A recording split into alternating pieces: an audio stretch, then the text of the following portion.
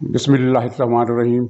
अस्सलाम वालेकुम नाज़रीन। आज दो मौज़ूआत हैं अहम, इसमें मालूमात हैं। एक तो काबीना ने लबैक के बारे में जो फैसले किए हैं, और दूसरे कोरोना की सूरत हाल पाकिस्तान में क्रिटिकल हो गई है उसके बारे में है, और तीसरे कुछ इमरान खान के फरमूदात हैं।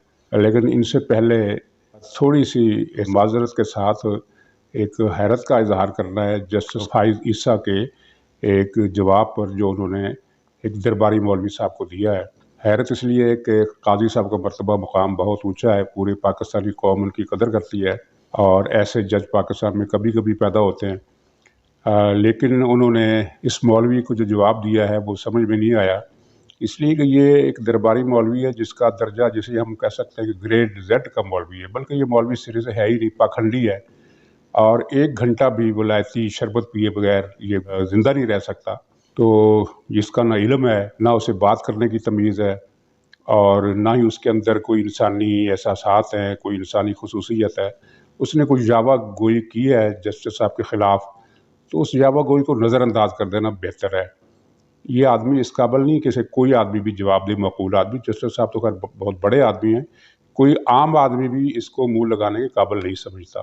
खैर, उन्होंने जवाब दे दिया, ठीक है। काबीना में लबैक के बारे में जो फैसले हुए हैं वो ये हैं कि नंबर 1 तो लबैक पर पाबंदी नहीं उठाई जाएगी, और नंबर 2 वो इनके अमीर जो हैं रिजवी साहब, उन समेत जितने भी लीडरों पर वो मुकदमात हैं दहशतगर्दी के, इक़दाम कत्ल के, वो वापस नहीं लिए जाएंगे, और ना इनको रिहा किया जाएगा।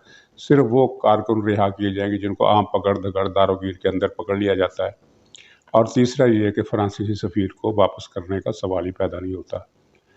ये एक बहुत अनोखा किस्म का मामला है, इसलिए कि कल जब मुज़ाकरात ख़त्म हुए थे और ये मामला तय हुआ था, धरना ख़त्म हुआ था, तो उस वक्त हुकूमत ने ऐलान किया था कि मुज़ाकरात कामयाब हो गए। तो ये अनोखे किस्म के कामयाब मुज़ाकरात हैं जिनमें मुतल्लका फ़रीक के तीनों बुनियादी मुतालबात, बल्कि तीनों अहम मुतालबात यकसर मुस्तरद कर दिए गए हैं, और लगता है कि लब्बैक वालों ने मजबूरी के आलम में इसे कबूल भी कर लिया है, और शायद उन्हें पहले से भी अंदाज़ा था कि हमारा कोई मुतालबा नहीं माना जाएगा। चलिए, ये आ गए हैं मुज़ाकरात करने, तो इस बहाने बहरहाल अब एक अरसा तक तो खामोशी रहेगी, क्योंकि लब्बैक अब इस काबिल नहीं है कि फौरी तौर पर वो कुछ कार्रवाई कर सके या रद्द-ए-अमल दे सके। अगरचे उनके पास बहुत बड़ी अफरादी ताकत है, लेकिन उनके अंदर एक मायूसी और इज़्मिहलाल का सा जो उन पर नफ्सियाती माहौल तारी हो गया है, तो उससे निकलना उनके लिए आसान नहीं होगा।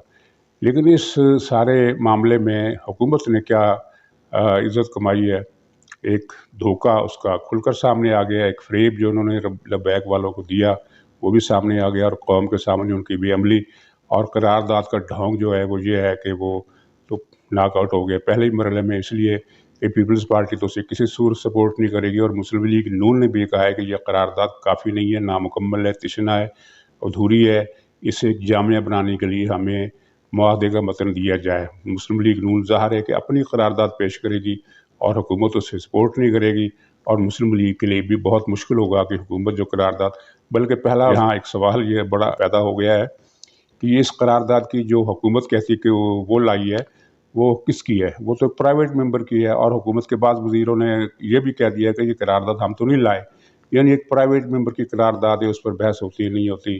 स्पीकर का जो रवैया है वो आपके सामने है, और स्पीकर साहब जो है उनको नामूस रिसालत से ज़्यादा इमरान की खुशनुदी अजीज़ है, और वो उस खुशनुदी के लिए तमीज़, अखलाक और कानून ज़ाब्ते के सारे ज़ाब्ते उन्होंने पामाल कर दिए हैं। तो अपोजिशन जो है, मेरा ख्याल है अब अगले दिनों में स्पीकर का मक्कू ठपने में कोई किरदार अदा करने वाली है।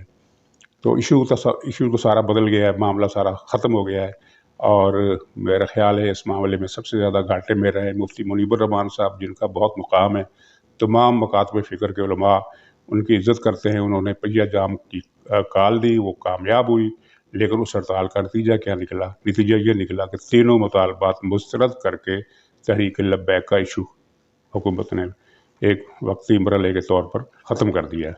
नाज़रीन, दूसरी बात यह है कि आज कोरोना के हवाले से इजलास हुआ, और उसमें बाद में असद उमर ने बताया कि सूरत हाल बड़ी ख़राब है और हम बड़े शहरों में लॉकडाउन की तैयारी कर रहे हैं। یہ حکومت کی ایک دانستہ نااہلی اور سوچی سمجھی پالیسی کے تحت پاکستان میں کرونا پھیلا ہے۔ جب لاک ڈاؤن کا وقت تھا تو عمران خان نے انکار کر دیا اور ایک سمارٹ لاک ڈاؤن کی نام نہاد سمارٹ لاک ڈاؤن، کیونکہ یہ سمارٹ لاک ڈاؤن بھی ہمیں کہیں نظر نہیں آیا، اس کو نافذ کر کے انہوں نے کرونا کو پھیلایا اور ایک جھوٹی پروپیگنڈا مہم کے طور پر ہمارے تمام میڈیا والے، ٹی وی چینل، اخبارات ان کا یہ موقف اچھالتے رہے کہ عمران خان کی سمارٹ کرونا پالیسی کو پوری دنیا نے سراہا ہے۔ دنیا میں کسی ملک نے اس کرونا پالیسی پر کوئی رد عمل نہیں دیا اور نہ سراہا نہ کوئی تبصرہ کیا۔ یہ ایک سفید جھوٹ تھا جسے میڈیا والے بولنے پر مجبور تھے، اس لیے کہ ان پر مثبت رپورٹنگ کا ڈنڈا معلق ہے، چنانچہ وہ مجبور تھے کہ ان کا جھوٹ، یہ سراسر جھوٹ تھا۔ سمارٹ لاک ڈاؤن کی وجہ سے کسی ملک نے ہماری تعریف نہیں کی اور نہ کسی نے اون کیا، اور اب پاکستان میں کرونا کی صورتحال پچھلے سال کے مقابلے میں زیادہ خطرناک ہوتی جا رہی ہے اور ہسپتالوں میں گنجائش ختم ہو گئی ہے۔ تو جو مریض لوگ مسلسل ہو رہے ہیں ان کا کیا بنے گا، یہ سوچ کر خوف آتا ہے۔ اور جس طرح کرونا کا پھیلنے کا خطرہ ہے، اللہ تعالیٰ اگر مدد کرے تو یہ شاید کرونا کا زور ٹوٹ جائے، ورنہ حکومت نے اسے پھیلانے کا اور عوام کو بے یار و مددگار چھوڑنے میں کوئی کسر نہیں اٹھا رکھی۔ اور ظلم یہ ہے کہ پوری دنیا کے تمام ممالک میں کرونا کی ویکسینیشن ہو رہی ہے اور کسی ملک نے 60% آبادی کو ویکسینیشن کر دی ہے، کسی نے 50% کو، کسی نے 40% کو، کسی نے اس سے بھی زیادہ 70% کی بھی رپورٹیں ہیں۔